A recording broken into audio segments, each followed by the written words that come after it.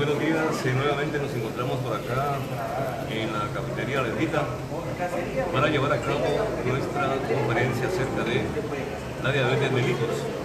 Tenemos por acá a nuestro distinguido doctor Oscar Molina, médico diabetología especializado en diabetes, y los demás compañeros acá, por ejemplo, el licenciado Nata, está el compañero Ever, está el compañero Alba, nuestro invitado de siempre, la licenciada Iris Espita, el licenciado Moisés, abogado, que nos acompaña por este día. Y hoy vamos a tratar un tema bien importante como es los efectos colaterales de la diabetes mellitus. Entendiéndose que estos temas devienen del apoyo que requiere la población guatemalteca, que lamentablemente tienen este problema, tienen esta enfermedad, pero lo más importante es saber corregirlo, ponerse en manos de un médico para los tratamientos que corresponden, y pues solo les sugiero ahí que poner un poquito de atención, ya que esa conferencia es muy buena, es dictada por un experto. Y nuevamente gracias, doctor Molina, por estar con nosotros. Como es, ya lo dijo usted, licenciado, muchas gracias por estar acá. Vamos a hablar brevemente de la diabetes, aunque puede uno hablar días enteros hablando sobre este problema. Para empezar, vamos a hablar un poco de historia. La diabetes mellitus es muy confundida y hay muchos mitos alrededor de ella a nivel de la población. La diabetes viene del vocablo griego que significa pasar a través de. Los griegos o los médicos de ese entonces habían notado que existía un mal en el que la gente presentaba sed, tomaba agua y pasaba a través del cuerpo porque luego era eliminada en la orina. O sea, había mucha necesidad de estar orinando a estas personas. Y este dato, pues, Apolonio de Menfis, que fue el que primero le puso ese nombre como de diabetes a este tipo de mal que presentaban algunas personas. Posteriormente, se ha descrito en algunos papiros en Egipto que se habían descubierto, que habían también descubierto ese tipo de mal, lo habían descrito ya en algunas personas. Esta enfermedad realmente se le puso mellitus porque el doctor Thomas Willis al nivel de los años 1860 más o menos tuvo la intención de probar la orina y se dio cuenta que era con azúcar, o sea, hasta era mielosa. Entonces de ahí viene el término de mellitus, de miel, ¿verdad? Y existe otra patología que se llama diabetes también, pero es la diabetes insípida, que no tiene nada que ver con los orígenes de la diabetes mellitus. La diabetes insípida es por un problema que se da en la secreción inapropiada de una hormona, que es la hormona antidiurética, pero esa es otra situación. Vamos a hablar de la diabetes mellitus, que es con la que tiene que ver el azúcar, ¿sí? Se había clasificado más o menos en los años 1800, alrededor de 1890 más o menos, se empezó a determinar que la diabetes mellitus estaba presentándose en otros casos, ¿verdad? Y empezaron a investigar qué era lo que estaba pasando. Se determinó que habían niños con este tipo de mal, que fue lo que se le puso diabetes tipo 1, y a los adultos, alrededor de arriba de los 35-40 años, y se le puso diabetes tipo 2, pero la diferencia consiste que el diabetes tipo 1 es cuando el páncreas deja de producir insulina, y en cambio en el diabetes tipo 2 la insulina se produce en poca cantidad y de mala calidad. Entonces podemos ya determinar que hay dos tipos de diabetes. Ahora, ¿qué es la insulina? La insulina es una hormona que es segregada por unas células importantes que son las células beta del páncreas, y estas se ve en la secreción por medio de cuando comemos. El ser humano ingiere comida, hay unos receptores que se estimulan para avisarle al páncreas que tiene que producir cierta cantidad de insulina, pero eso es debido a estas partículas que les llamamos GLP. Estas están ubicadas en el intestino delgado todo el trayecto y son las que mandan la información para que se produzca esta hormona. En el diabetes tipo 2, que es el que es más o menos el 90% de la población, se trata que entonces en el momento en que se presenta y se diagnostica la enfermedad, el páncreas ya ha dejado de producir por lo menos el 50% de la producción de insulina y lo primero que se acaba, o el primero defecto que se produce, es que se pierde el primer efecto de la insulina, que es cuando se produce el bolus de insulina. O sea, hay dos formas de que el páncreas produce la insulina. Un bolus que es lento, ¿ya? Más o menos 1 unidad por hora, y el bolus rápido, que es cuando estamos comiendo, el páncreas tira una producción de insulina que va a ser mediada por la cantidad de azúcar que comemos, eso es en condiciones normales.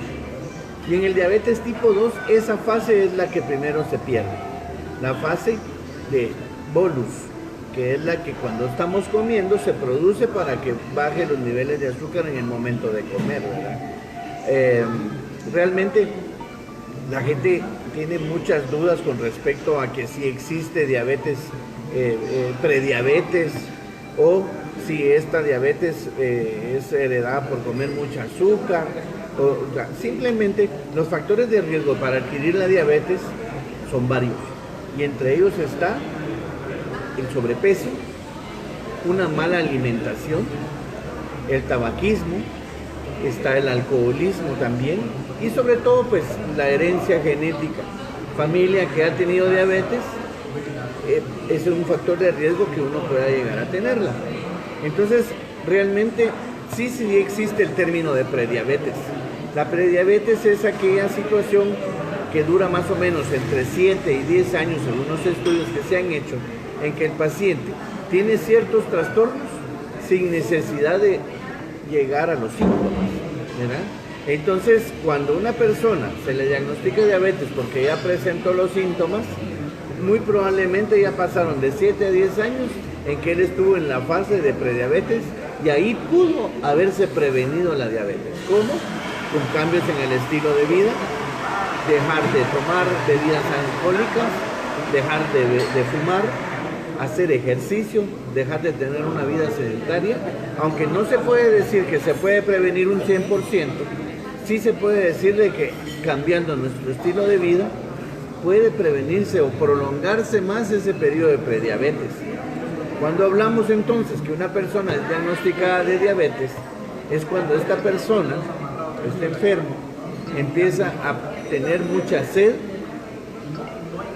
mucha orinadera, que es poliuria, decimos en un término médico, es cuando las personas orinan mucho, empieza a tener vista borrosa, empiezan a perder peso sin ninguna razón, y sobre todo tienen mucha hambre. Estos pacientes, cuando ya se presenta esta enfermedad, es lo primero que sienten, la sed y la necesidad de estar tomando agua. Cuando vemos esos casos, pues en estos momentos pues ya podríamos pensar en que ya tiene diabetes. Se mandan unos estudios específicos, como son una glicemia en ayunas. La glicemia es la prueba que se hace para saber cuánto tiene de cantidad de azúcar en la sangre en ayunas, y la glicemia 2 horas después de comer, que es la postprandial, que es cuando sabemos cuánto tiene una persona de niveles de azúcar después de haber comido. También es una prueba que nos ayuda a nosotros a determinar más o menos el comportamiento de la diabetes, es hacer una hemoglobina glicosilada, que esta prueba no es más que una prueba en la que se capta una porción de la hemoglobina, en donde ahí se llega a depositar el azúcar, y se puede determinar más o menos 4 meses antes que se haga la prueba, uno puede ver el comportamiento del azúcar. Entonces, una prueba que se hace regularmente y se debe hacer aproximadamente cada 4, cada 6 meses para ver los cambios que puedan deberse. al tratamiento, a los cambios del estilo de vida, y ese sería el comportamiento que uno debería evaluar en un paciente con diabetes, tratar de bajar la hemoglobina glicosilada. Una persona que no tiene diabetes está entre 4 y 5 y algo, 5.5 hasta 6. Una persona que tiene diabetes, lo ideal es que esté entre 6 y 7, ¿sí? Y a una persona que tiene por arriba de 7, obviamente estamos hablando de una diabetes descompensada. Lo ideal es mantener al paciente lo mejor posible. Lo ideal es controlarlo y llegar a niveles normales del azúcar. A veces la gente piensa que porque tiene diabetes es normal que tenga el azúcar alta. Pues si tiene diabetes es normal que la tenga alta cuando está descompensado. Pero digamos, el éxito del tratamiento es alcanzar los niveles normales del azúcar. Entonces, lo que uno recomienda a la hora de diagnosticar una enfermedad como la diabetes es cambios en el estilo de vida. Uno debe de lograr que la persona tenga esa convicción de que cuidándose su dieta y haciendo ejercicio es el principal paso que debe dar una persona que se le diagnostica diabetes. Nos topamos con el primer problema, que es la negación. Los pacientes casi siempre niegan tener la enfermedad. Al negarla, pues obviamente es un rechazo al tratamiento y al apego al tratamiento, y eso es lo que debemos de hacer principalmente, educar al paciente, saber que es una enfermedad que no se cura, que es una enfermedad que solo tiene tratamiento para mantenimiento, y saber que si logra mantenerse, por lo menos en estudios se han visto que por lo menos los primeros 5 años, si los pacientes logran mantenerse adecuadamente con su azúcar normal, pueden evitar las complicaciones, que son las que principalmente nos van a dar problemas más o menos alrededor de entre los 10 y 12 años después de haberse diagnosticado la diabetes. Y entre esas complicaciones podemos hablar que el azúcar, cuando ya va a nivel concentrado, a nivel de la sangre, acuérdense que la sangre lo que hace es nutrir nuestro cuerpo. Desde la célula más pequeña de nuestro organismo hasta estas células forman tejidos, y estos tejidos forman órganos, y estos órganos tienen unas funciones, pero al ser alimentados por una sangre que lleva mucha concentración de azúcar, lo que va a provocar es una inflamación, y una inflamación que se vuelve crónica, y al volverse crónica hay órganos blancos que son los que se ven más afectados, en este caso los ojos, los riñones, ¿ya? Lo que es el sistema cardiovascular, hablamos de corazón y arterias, y los nervios, que en algún momento se debilitan por, como les digo, por esa inflamación crónica que produce el azúcar, que es tóxica en el organismo y va a provocar la neuropatía diabética. Cuando hablamos ahora entonces de que ya tenemos los síntomas, se debe de ir con un médico que sea lo ideal, especialista en la rama, para determinar un mejor tratamiento. Hay protocolos en los cuales nos basamos, pero son protocolos simplemente. Eso va a depender de la experiencia, del tipo de paciente y sobre todo de las condiciones que tiene el paciente en ese momento para determinar un tratamiento. Existen ahora en la actualidad, ya después de varios años de investigación, en los años 1920 más o menos fue que se descubrió la insulina, y posteriormente ya fue aplicado en el ser humano, ¿verdad? Primero vino de algunos animales, el bovino, porcino, ¿verdad? Y de ahí ahora, en la actualidad, ahora hay unas insulinas que se le llaman análogas, que son hechas a nivel de bioingeniería para un mejor control de la diabetes. Ahora, toda la gente, cuando uno primero aborda al paciente, las primero es: doctor, no me va a poner insulina, por favor. La gente tiene un mal concepto de la insulina, y es algo bueno que lo aclaremos en esta charla, porque la insulina no es mala. Las preguntas que surgen: doctor, es que la insulina lo deja ciego a uno. Eso no es cierto. Otra pregunta que le hacen a uno es: Doctor, da cáncer, tampoco es cierto. Doctor, es que me voy a acostumbrar a la insulina y no quiero. No, tampoco es cierto. Nosotros normalmente producimos cierta cantidad, como les digo, de insulina, pero el paciente que fue diagnosticado con diabetes ya no va a producir la misma cantidad ni la misma calidad de insulina. Entonces va a necesitar tarde o temprano del uso de insulina. Ahora, eso no significa de que porque use insulina está grave o porque ya va muy avanzada la enfermedad, no. Si uno pudiera dejar insulina desde el principio, garantizaría un mejor tratamiento y una mejor abordaje a la misma para evitar las complicaciones, que son las que les acababa de mencionar. En Guatemala se cree que alrededor del 11 al 14% de la población tiene diabetes. Si estamos hablando que en el último consenso que se hizo de cuánto tenemos de población, estamos llegando a los 19 millones de personas. O sea que estamos hablando que más o menos entre 1,5 millones a 2 millones de personas son diabéticas en Guatemala. Pero una cantidad similar son personas que no saben que tienen diabetes y no han sido diagnosticadas. O sea que alrededor, estamos hablando de 4 millones de personas que están en riesgo en Guatemala. La principal causa de muerte no es en sí el azúcar, sino son las complicaciones cardiovasculares que pueda llegar a presentar el paciente.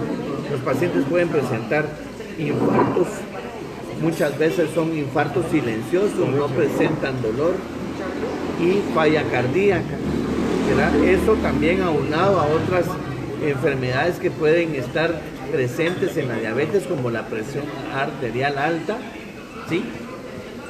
Así como también riesgo de producir un evento cerebral, ya sea isquémico o hemorrágico en el paciente con diabetes. Entonces son los pacientes que la gente le llama de que les dio derrame, ¿verdad? En donde realmente es una alta posibilidad de muerte, ¿verdad?, al tener esta enfermedad. Entonces, principalmente, lo que uno debe hacer es evitar las complicaciones que son que a la larga las que nos matan. Como hablamos, la insulina no es mala.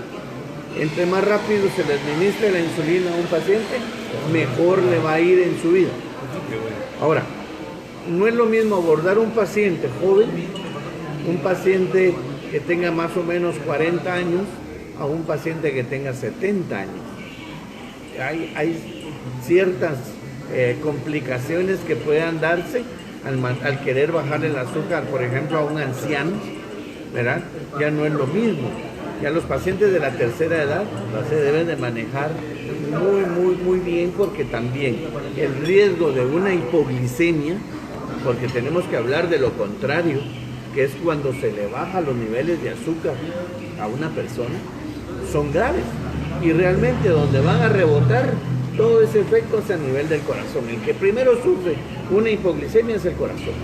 Entonces hay que saberla distinguir. Entonces uno debe dedicar al paciente, que no solo se trata de nivelar los niveles de azúcar, sino ver los extremos. Cuando el azúcar está alta, que es cuando causa mucha sed, mucha orinadera, ¿verdad?, pérdida de peso, vista borrosa, a cuando una persona tiene el azúcar más baja de lo normal. Lo primero que va a ocurrir es que la persona empieza a tener cierto temblor, empieza a sudar helado, con una ansiedad por comer. Al llegar a estos síntomas, pues lo que uno tiene que determinar es que tiene hipoglicemia, y lo que tiene que hacer la persona es comer. Y al comer regresa y se revierte el proceso, pero también va a depender del grado de hipoglicemia. Cuando hablamos de hipoglicemia estamos hablando de que son niveles de azúcar por abajo de 80. ¿Y cuánto es lo normal del azúcar? Estamos hablando de 80 a 110 aproximadamente, son los niveles normales en que debe tener una persona para un mejor metabolismo. Son los niveles normales de 80 a 110. Pero por abajo de 80, hipoglicemia, y por arriba de 110, estaríamos hablando de diabetes. Ahora, criterios, según los últimos criterios de los estudios que hemos realizado, se dice que por arriba de 126, en una glicemia al azar. ¿Qué significa eso? Una glicemia que en algún momento nos hagamos y está por arriba de 126, es diagnóstico de tener diabetes. Ahora, existe también otra presentación de la diabetes, que es en las personas mujeres que se embarazan, que son las famosas llamadas diabetes gestacionales. La diabetes gestacional, obviamente, como su nombre lo dice, es en la gestación. Solo se da en el paciente que está embarazada. Ahora, casi siempre la persona que está embarazada resuelve el trastorno al dar a luz, ¿sí? Al resolver el parto, las personas empiezan a controlar sus azúcares, pero eso no significa que no está en riesgo. Obviamente está en riesgo de padecer la diabetes tipo 2. Entonces, una persona que se embaraza presenta niveles de azúcar alto, por eso siempre es importante el chequeo, ¿verdad? Se mandan a hacer exámenes previos y se les da seguimiento. Y entonces, al resolver el parto, entonces uno le da seguimiento al paciente porque puede continuar con la enfermedad. Ahora, ustedes no sé si han notado que ahora en McDonald's, en esa Burger King, Pollo Campero, en esos restaurantes de comida rápida, y no es que quiera hablar mal de ellos, ¿verdad? Pero es comida que la llaman la comida rápida. Ustedes han visto ahora unos niños con sobrepeso, ¿sí? No digamos, ha aumentado el sobrepeso en la población. En Estados Unidos, en Europa, el sobrepeso es mayor. En México, ¿verdad? México es uno de los países en donde más enfermedad de diabetes hay y sobrepeso. Pero entonces uno dice, bueno, un niño con sobrepeso le dio diabetes, entonces probablemente es la tipo 2, la tipo 1, dice uno, porque como es en niños. Pero eso va a depender de la forma en que se presente y las condiciones del paciente. Se dice que una persona, un niño, por ejemplo, tiene sobrepeso y le da diabetes, muy probablemente estemos viendo ahora casos de diabetes tipo 2 en niños, ¿sí? Que lo que hay que hacer es que baje de peso con tratamiento, ¿verdad? No necesariamente con insulina. Pero también estamos viendo jóvenes por abajo de los 35 años que son demasiado delgados y que en algún momento presenta diabetes. Uno dice por la edad, diabetes tipo 2. Más sin embargo, cuando uno ya lo evalúa, ya tiene uno contacto con el paciente, estamos hablando de una diabetes tipo 1. Claro, hay pruebas que en Guatemala son un poco caras, pero sí las hay, para determinar qué tipo de diabetes se tiene. Pero clínicamente el médico lo resuelve por medio de la clínica, ¿verdad? Por medio del interrogatorio y de las condiciones como se presenta el paciente. Entonces, no sé si tienen alguna duda, alguna pregunta, porque siempre se resultan. Sí, muchas gracias, doctor. Tengo una pregunta, Lick. Yo he escuchado eso del punto de diabetes. Es lo que llamamos de prediabetes. Es lo mismo. Sí, ahora, hay mitos que se dice de que por un susto le da diabetes. No precisamente eso le va a provocar diabetes, pero sí puede ser la gota que derrama el vaso para que se presenten los síntomas, ¿sí?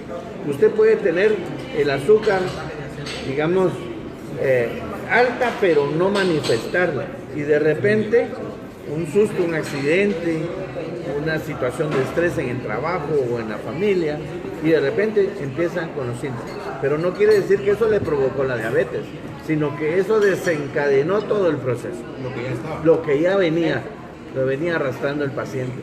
Entonces, como les digo, hay dudas que es mejor resolverlas para que la gente tenga conciencia de que esta enfermedad es una enfermedad muy preocupante, que los gobiernos y los sistemas de salud en los países más afectados se den cuenta, porque esto colapsa un sistema de salud. Ahora, si ustedes ven en los hospitales nacionales, hay mucha gente con estos problemas. Gracias a Dios existen instituciones que se dedican a tratar esto, y obviamente vemos médicos que nos especializamos en esto para dar una mejor asesoría, porque lo que nosotros hacemos es una asesoría, no se obliga a nadie, se le da la mejor asesoría y se les abre los ojos a los pacientes de que un mejor control de su azúcar le va a dar una mejor calidad de vida. Y lo que uno pretende es evitar las complicaciones, porque a la larga el problema que se da en el riñón es la primera causa de insuficiencia renal en los pacientes aquí en Guatemala con diabetes, es la principal causa y viene en incremento. Igual los problemas de la retinopatía probablemente sea la diabetes la que más la causa. La neuropatía es aquel síntoma en que el paciente con diabetes empieza a sentir adormecimiento de sus extremidades inferiores, sensación de punzadas, sensación de ardor. Nosotros le llamamos, es un dolor urente, es aquel ardor que sienten los pacientes en la planta de los pies, que más se presenta cuando están en reposo, porque cuando están caminando muy probablemente no le pongan tanta atención, pero cuando ya están en casa relajados es cuando sienten esa molestia y llega a ser tan desesperante que la gente empieza a tomar un montón de medicamentos y eso tampoco no es lo aconsejable. Muchas personas toman digamos medicamentos como el diclofenaco, que ya debiera de ser un medicamento controlado. ¿Por qué? Porque no solo causa, primera causa de enfermedad péptica y de hemorragia gastrointestinal superior, porque es irritante a nivel de la mucosa, sino que también puede causar también insuficiencia renal por el uso inapropiado de ibuprofeno, piroxicam, indometacina, diclofenaco. Ya deberían de ser controlados este tipo de medicamentos. Ahora, cuando hablamos ya directamente de la enfermedad arterial, que es la que también me especialicé en el pie diabético, la enfermedad arterial es la que nos llega a aumentar el riesgo de arteriosclerosis. A eso se le llama la enfermedad de las arterias. Se van tapando, ¿ya? Se van haciendo que sus paredes se calcifiquen y sean ya duras, con la facilidad de que un coágulo, una placa ateromatosa, tape lo que es el trayecto arterial y provoque lo que llamamos la gangrena, que es la principal causa de amputación no traumática en el mundo, ¿sí? Que es cuando tiene la famosa palabra del pie diabético, que es la mezcla ya de presentar neuropatía, porque al tener neuropatía el paciente disminuye su sensibilidad y en algún momento pueda introducirse algún cuerpo extraño, alguna lesión, alguna callosidad, y eso ser la mecha que enciende la infección en el pie, en los tejidos blandos, y cuando ya hay un compromiso vascular se presenta la gangrena y entonces ya estamos hablando de que el salvar la extremidad ya es una tarea difícil y que pues uno lo que trata es de salvamento, no somos amputólogos, somos salvamento del pie diabético, ¿verdad? Y ahora pues lo que uno pretende es dar un mejor tratamiento para evitar la amputación. En mi clínica hemos logrado salvar extremidades muy lesionadas, muy dañadas, con algunas terapias que utilizamos la terapia Anodyne, utilizamos la terapia neuronal y utilizamos el feedback del pie diabético, que es una de las últimas pruebas y terapias que se hacen para darle un mejor tratamiento a un paciente. También existe la cámara hiperbárica, también existe el uso de ozono, ¿ya? Y también se usa ya cuando la herida está muy grande, se usan otras terapias como el BAC, que es la cicatrización por aspiración, ¿verdad? Pero eso va a depender de la lesión que tenga el paciente. Entonces lo menos que uno quiere es que un paciente llegue a eso. Entonces lo mejor es prevención, un mejor calzado, unos calcetines sin costura y que sean elásticos, de una tela suave, como les digo, hidratar su piel. Existen en el mercado algunas cremas que sirven para ayudar un poco a aliviar el dolor, pero realmente lo mejor es prevención, un mejor control de la diabetes. Entonces se exhorta a las personas que están viendo este video y aquí a los compañeros que están en esta charla tan bonita, compartiendo este desayuno, que si tienen familiares o amigos que presentan esta enfermedad, ya escucharon ustedes un poco, ya saben un poquito sobre las dudas y los mitos que hay alrededor de esta enfermedad, el mejor consejo es que se cuiden. Es lo que quiero llegar y concluir en esta charla. Muchas gracias, doctor. Muy bien. Para servirles. Muchas gracias. Bueno, bienvenido, licenciado Selvin, el licenciado doctor Nelson Cancinos y el licenciado Juan Carlos Cian, bienvenidos siempre. Muchas gracias, doctor. Creo que hoy estuvimos muy bien con el doctor, estuvimos muy bien con la charla y pues vamos a seguir la organización de los eventos que nos quedan por programarlos, por efectuarlos. Ya el día próximo martes, es 3 de septiembre, va a estar por acá el doctor Otoniel López apoyándonos con el tema la oralidad en el proceso penal guatemalteco. El doctor Otoniel López es profesor universitario y en la actualidad funge como juez de sentencia. Así que no sé si alguien quiere tomar la palabra. Bienvenido, doctor Nelson Cancinos. Pues bien, muchas gracias. Realmente a los compañeros que nos están viendo a través de Facebook Live, motivarlos a que el proyecto académico que está desarrollando el licenciado Otto Arenas es un proyecto eminentemente de capacitación de aquellos conocimientos que realmente para el profesional son importantes. Los temas de conocimiento general, como lo que acaba de hablar el distinguido doctor, es realmente interesante, ya que ese es un mal que en Guatemala está creciendo día con día y que debemos de ponerle ojo al tema.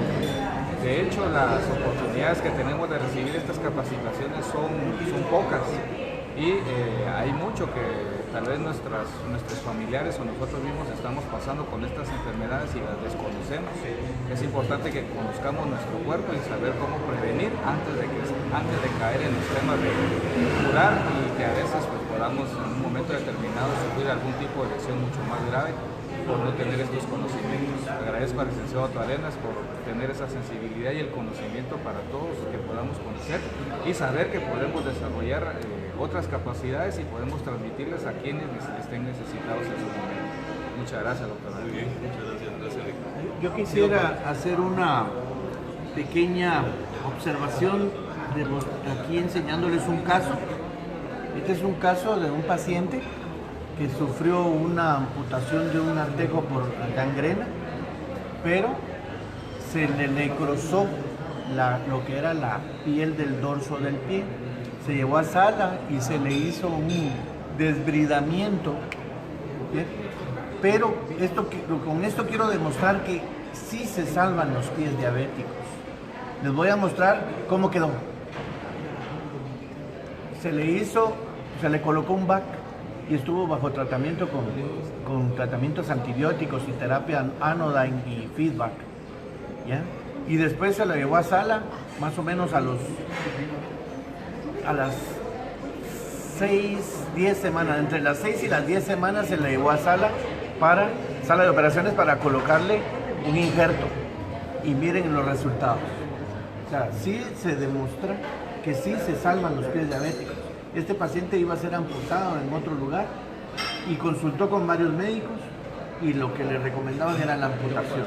Este paciente está trabajando, se reincorporó a la sociedad para ser una persona útil, para mantener a su familia, ya no perdió su extremidad y está controlado de su asunto. Entonces, con esto yo pretendo demostrar que sí se salvan los pies diabéticos. Gracias.